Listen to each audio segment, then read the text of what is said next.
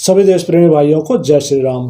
भाई इस वीडियो में हम बात करेंगे कि नेहरू और उसके बाद इंदिरा, इन दोनों का मिला के कम्युनिस्टों का कैसा प्रभाव रहा, क्या कम्युनिस्ट इनको कंट्रोल कर रहे थे, क्या भारत असल में एक कम्युनिस्ट राष्ट्र ही है इतने सालों से, इनडायरेक्टली कम्युनिस्ट भारत पर राज कर रहे थे और हम सब लोगों को पता ही नहीं चल रहा था।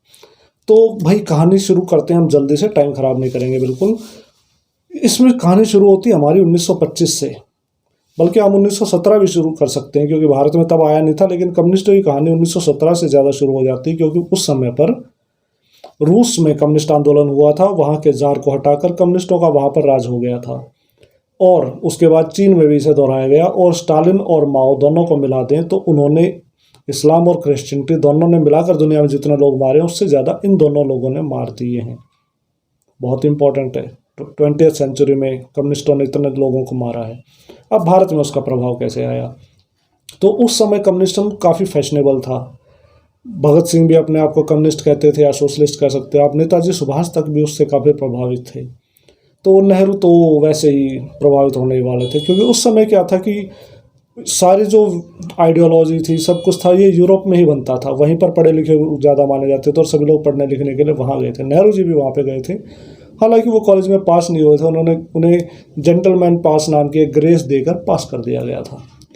तो वो वहाँ से पास होकर आ गए थे, नेताजी भी वहाँ पढ़कर आए थे। तो नेहरू वहीं से कम्युनिस्टों के प्रभाव में पहले से रहे थे, लेकिन प्रमुख रूप से मामला आगे बढ़ा जब 1925 में स्विट्ज़रलैंड में वो किसी का इलाज कराने के लिए गए हुए थे। जी हाँ, बहुत अमीर आदमी थे, पहले से इलाज वहीं होते हैं इनके, यूरोप में ही। तो वहाँ पर वो गए हुए थे, वहीं पर कई सारे कम्युनिस्टों से उनकी मुलाकात हुई और उनकी नज़दीकियाँ बढ़ी। तो रूस के कम्युनिस्टों ने भारत में उन्हें अपना आदमी बना लिया धीरे धीरे।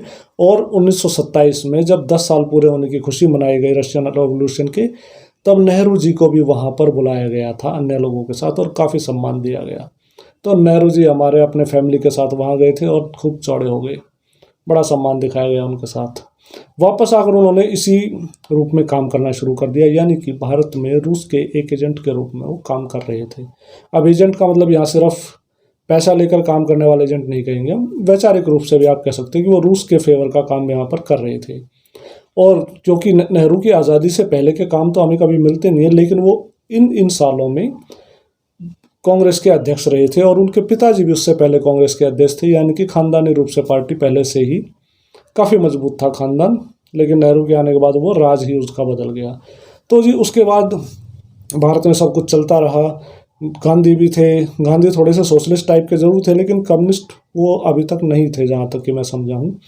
लेकिन सरदार पटेल की मौत के बाद, गांधी की हत्या के बाद हिंदू राष्ट्रवादियों को ठिकाने लगा दिया गया, आरएसएस को बैन भी किया गया था कुछ समय के लिए। और सरदार पटेल की मौत के बाद तो सब कुछ सीधा सीधा नेहरू के हाथ में आ गया। तो भारत में नेहरू को रोकने वाला कोई नहीं था और नेहरू ने भारत को पूरी तरह से कम्युनिस्ट देश बना दिया गया था। भारत में पंचवर्षीय योजनाएं लागू की जा रही थी, सारे काम सरकार करती थी। हथियार बनाने की फैक्ट्रियों में उन्होंने अति आदर्शवादी रूप से खिलौने बनाने शुरू कर दिए, और ये कोई मजाक नहीं है भाई। उन्होंने खिलौने ही बनाने शुरू कर दिए थे हथियार बनाने की फैक्ट्रियों में, जहाँ की भारत दुनिया में सबसे बड़े हथियार बनाने वाले देशों में शामिल था। सेकेंड वर्ल्ड वॉर के टाइम तक अमेरिकन प्लेन्स जो थे सर्विसिंग के लिए कलकत्ता आते थे। तो जी वहाँ हथियार बनाने शुरू कर दिए। चीन के साथ दोस्ती बढ़ाई गई, जबकि चीन कम्युनिस्ट देश हो गया था उस समय। तो चीन के साथ वो मिलकर काम कर रहे थे। चीन की लड़ाई में सारी दुनिया चीन के खिलाफ हो गई थी क्योंकि वहाँ की जो सरकार थी उसको हटाकर माओवादियों ने वहाँ कब्जा कर लिया था और माओ को वहाँ का अघोषित राजा यानी कि कम्युनिस्ट पार्टी का प्रेसिडेंट बनाया, चीन का प्रेसिडेंट बना दिया गया। तो सारी दुनिया उनके खिलाफ थी। अमेरिका भारत को वीटो पावर देना चाह रहा था क्योंकि एशिया में भारत ही सबसे बड़ा देश था, क्योंकि चीन तो कम्युनिस्ट हो गया था और कम्युनिस्टों से पूरा पश्चिम बहुत डरता है आज तक भी। उसके बाद नेहरू जी ने न केवल उसको ठुकरा दिया बल्कि चीन का पूरा साथ दिया और चीन को मान्यता दिलाई संयुक्त राष्ट्र संघ तक में भी। बहुत ही महान लोग थे, लेकिन नुकसान भारत का। कम्युनिस्टों के लिए सारा काम कर रहे थे, भारत के लिए नहीं, जबकि प्रधानमंत्री वो भारत के थे। उसके बाद तिब्बत जो कि अंग्रेज़ों के प्रभाव में था तो भारत के पास आ गया था सीधा। लेकिन हमारे आदर्श नेहरू जी ने, क्योंकि उन्हें तो फौज की ज़रूरत थी ही नहीं, और जब आज़ादी के बाद अंग्रेज़ अफसर जो उस समय भारत का सेनाध्यक्ष था वो आकर नेहरू के पास फाइल तैयार करके लेके आया कि ये सारे रिकमेंडेशंस हैं आपको एक मॉडर्न आर्मी बनाने के लिए। तो नेहरू ने ऐसे उसके मुंह पर देकर मारी फाइल, हमें सेना की कोई ज़रूरत ही नहीं है, हम तो शांति प्रिय लोग हैं। तो इस शांति प्रियता की वजह से हथियार बनाने फैक्ट्रियों में खिलौने बनाए गए और तिब्बत में भारत की सेना भेजी ही नहीं गई, तो खाली तिब्बत पर चीनियों ने घूमते फिरते टहलते हुए आकर कब्जा कर लिया। लेकिन मामला इतना आसान फिर भी नहीं था। चीनियों के पास भी कोई ढंग की सेना उस समय थी नहीं और चीन तिब्बत के बीच में अच्छा खासा डिस्टेंस हो जाता। तो जब जो चीन की सेना तिब्बत का कब्जा कर रही थी, उनके पास खाने पीने के लिए कुछ नहीं था, तो हमारे महान नेहरू जी ने भारत से चीन की सप्लाई की, चावलों की। यहाँ से चावलों की सप्लाई हुई, तब जाके चीन की सेना तिब्बत पर कब्जा कर पाई, क्योंकि हमेशा से ही नेपाल हो, चाहे भूटान हो, चाहे तिब्बत हो, ये सब लोग भारत से जुड़े हुए हैं। चीन से इनका ऐतिहासिक रूप से ही कभी कोई खास जुड़ाव रहा ही नहीं है। तो यहाँ से चावलों की सप्लाई की गई और इस तरह से तिब्बत पर कब्जा करने में नेहरू जी ने चीन की पूरी मदद की और अंतर्राष्ट्रीय विरोध जितना था उसको भी झेलने में चीन की पूरी तरह से सहायता की हमारे आदरणीय नेहरू जी ने। इसके बाद जब ये सब कुछ हो रहा था, भारत के हितों को कॉम्प्रोमाइज़ किया जा रहा था, नेपाल में भी कम्युनिस्टों को आगे बढ़ाने में नेहरू जी ने पूरी सहायता की। उस समय भी भारत में नेपाली कम्युनिस्ट अपनी रैलियां कर रहे थे और इंदिरा के आने के बाद भी वो सब जारी रहा था। इसके बाद लगता है कुछ 60 के दशक के आसपास कम्युनिस्टों और नेहरू जी में कुछ ना कुछ गड़बड़ हो गई थी कि उन्होंने केरल की एक सरकार को भी बर्खास्त कर दिया गया था और चीन ने भारत पर हमला कर दिया था। कम्युनिस्ट चीन ने, जो कि चीन नेहरू जी का परम मित्र था। अक्साई चीन पर उनके कब्जा करने के बावजूद भी नेहरू जी ने कोई कदम नहीं उठाया था और चुपचाप उसको सहयोग दिया था। तो इससे हम मान सकते हैं कि नेहरू जी ने, हो सकता है, उनके साथ कोई मौखिक समझौता किया हो, जैसा कि 2008 में हमारे सोनिया और राहुल जी कुछ पार्टी वाला समझौता करके आए थे। हमें नहीं पता वो क्या है, ये सब मेरे विचार हैं खाली, अब मुझे नहीं पता इस बारे में फैक्ट्स क्या हैं। लेकिन अगर आप देखोगे कि भारत के हिस्से पर, बहुत बड़े हिस्से पर चीन ने कब्जा कर लिया और भारत की सरकार ने चू तक नहीं की, तो कुछ तो गड़बड़ है दया, कुछ तो गड़बड़ है। उसके बाद तिब्बत पर जब चीन का कब्जा स्थायी हो गया, वहाँ तक उनकी सप्लाई लाइन्स बन गई, तो उन्होंने भारत से चावल लेने तो बंद कर ही दिए और 1959 से भारत पर हमले करने भी शुरू कर दिए। अब यहाँ पर नेहरू जी ने अपने प्यारे रिश्तेदार को वहाँ पर, जो कि आर्मी में थे, वहाँ उसको छोड़ देते हैं, तो भारतीय सेना को बिना तैयारी के फिर चीन से लड़ने के लिए भेज दिया गया। उनके पास ना पहनने के लिए ढंग के जूते थे और ना गर्म कपड़े थे, माइनस के टेम्परेचर में। तो यानी कि जिस वर्दी में वो मैदानी इलाकों में लड़ रहे थे, लगभग वैसी ही वर्दी में उन्हें पहाड़ी इलाकों में भेज दिया गया। वहाँ के क्षेत्र तक की जानकारी नहीं थी। प्लेन से उनको पहाड़ों पर उतार दिया जाता था और वो सिर्फ गोलियों से पहचान करते थे, गोलियाँ किस तरफ से आ रही है तो उसी तरफ चीन होगा। इतने बुरे हालात में ना हथियारों की सप्लाई थी सेना को, ना खाने पीने की सप्लाई थी, ना कपड़ों की सप्लाई थी। उसके बावजूद भी भारत की सेना जिस तरह से हो सकता था लड़ती रही। चीन काफ़ी इलाके पर उनके जाने से पहले ही कब्जा कर चुका था, जिस पर कि आज तक उसका कब्जा है, लेकिन भारतीय सेना ने किसी तरह उसको रोका। और उसके बाद जब चीन की सेना और आगे आकर लड़ाई नहीं लड़ सकती थी, क्योंकि उनकी सप्लाई लाइन्स पीछे से बहुत लंबी हो गई थी और वो खाना और हथियार सप्लाई नहीं कर सकते थे, तो उन्होंने युद्धबंदी घोषणा कर दी और वापस लौट गए।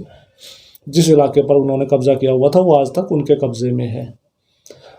उसको छुड़ाने के लिए कोई तकलीफ नहीं उठाई गई। अब नेहरू की तथाकथित रूप से इस सदमे से मौत हो गई थी, तो उसके बाद लाल बहादुर शास्त्री जी प्रधानमंत्री बने, जिन्होंने कि पाकिस्तान को युद्ध में भी हराया। और ताशकंद में एक समझौता हुआ था रूस के सहायता से, लेकिन अचानक ही वहीं पर शास्त्री जी की मृत्यु हो गई, जिस पर कि लोग अक्सर मानते हैं कि उनकी हत्या कर दी गई। तो परिस्थितियों को देखते हुए ऐसा लगता है कि वहाँ पर रूस ने उनकी हत्या की। और वहाँ पर हत्या क्यों की गई? क्योंकि इससे भारत में प्रधानमंत्री कौन बना? वो इंदिरा गांधी, जिसे कि 1955 में ही नेहरू के साथ जब वो रूसी यात्रा पर गई थी, उन्होंने अपने साथ साध लिया था। रूस की और इंदिरा गांधी की बहुत ही अच्छी दोस्ती थी। और उसके आगे के समय में हम देख लेते हैं, जब इंदिरा गांधी का राज जैसे जैसे चला, उन्होंने भारत को पूरी तरह से ही कम्युनिस्ट राष्ट्र बना दिया गया था। जब इमरजेंसी लगाई गई तो यहाँ पर ज़बरदस्ती आपका सेकुलर, सोशलिस्ट, ये शब्द आपके संविधान में ही जोड़ दिए गए, जबकि सोशलिस्ट शब्द अम्बेडकर जिन्हें जोड़ने से मना कर दिया था। तो मामला बहुत उलझा हुआ है। इन परिस्थितियों को देखते हुए ऐसा लगता है कि भारत में नेहरू और इंदिरा गांधी दोनों ही लोग रूस के हिसाब से कम्युनिस्ट राज चलाना चाह रहे थे और बाद में चीन के साथ भी उन लोगों ने पूरा सहयोग किया जहाँ तक वो कर सकते थे। एक महत्वपूर्ण बात और ये है कि जब भारत आज़ाद हुआ था तो सभी लोग या तो अमेरिका से संधि कर रहे थे या रूस से संधि कर रहे थे, लेकिन भारत ने उन सब से हटकर नॉन अलाइन मूवमेंट चलाया। तो इससे तो लगेगा कि नेहरू जी रूस के अलग थे, नहीं तो उनको तो रूस के साथ सेटिंग करनी चाहिए थी, लेकिन ऐसा नहीं है। नॉन अलाइन मूवमेंट जो था वो मुख्यतः, जैसे इस्लाम में सूफी लोग होते हैं कि भाई नहीं नहीं, आपको वैसे उल्टे सीधे काम करने की ज़्यादा ज़रूरत नहीं है, आप ऐसे ही बने रहो, भक्ति भी कर सकते हो, आप ये कर सकते हो। उसी तरह से नॉन अलाइन मूवमेंट ये था, लोगों को बेवकूफ़ बनाया जा रहा था कि भाई हम तो किसी के साथ नहीं जुड़े हुए, जबकि असल में जितने भी नॉन अलाइन बड़े बड़े देश थे, भारत देख लो, आप वेनेजुएला वगैरह देख लो, ये सभी लोग, लीबिया वगैरह आप देखोगे तो ये सब लोग रूस के साथ ही मिले हुए थे। तो वो ऑफिशियली रूस के साथ नहीं मिलते थे, लेकिन असल में वो काम रूस के लिए ही कर रहे थे। तो नॉन अलाइन मूवमेंट भी रूस के लिए ही चलाया नेहरू जी ने इनडायरेक्टली। जैसे कि आज के समय में कांग्रेस पार्टी कहती है कि हम भारत के लिए काम करें, लेकिन असल में वो कहीं लगता नहीं भारत के लिए काम कर रहे हैं, जहाँ तक मुझे समझ में आता है। तो भाई ये कुछ विचार मैंने आज आपके सामने रखे हैं, जिससे कि मुझे लगता है कि इस तरह की कुछ साजिश की जा रही थी। इस पर और भी रिसर्च आगे करेंगे। अगर वीडियो आपको अच्छा लगे तो लाइक करो। कुछ अगर आपको सजेशंस लगे, कुछ बात लगे कि अच्छी है, गलत है, कुछ और पॉइंट्स रखे जाने चाहिए, तो आप इसमें कमेंट्स में बताइए, हम आगे की वीडियोज़ में ज़रूर से शामिल करने की कोशिश करेंगे। भाई सीरियस चीज़ें अगर आप जानना चाहो ऐसे ही देश के बारे में, इतिहास के बारे में, करंट अफेयर्स के बारे में, पॉलिटिक्स और धर्म के बारे में, तो इस चैनल को सब्सक्राइब जरूर करो यार। सब्सक्राइबर काउंट बढ़ना चाहिए, वीडियो ज़्यादा लोगों तक जाना चाहिए। अगर आपको लगे कि वीडियो में बात में दम है तो इसको शेयर कीजिए अपने दोस्तों के साथ। फिर मिलेंगे दोस्तों, जय श्री राम।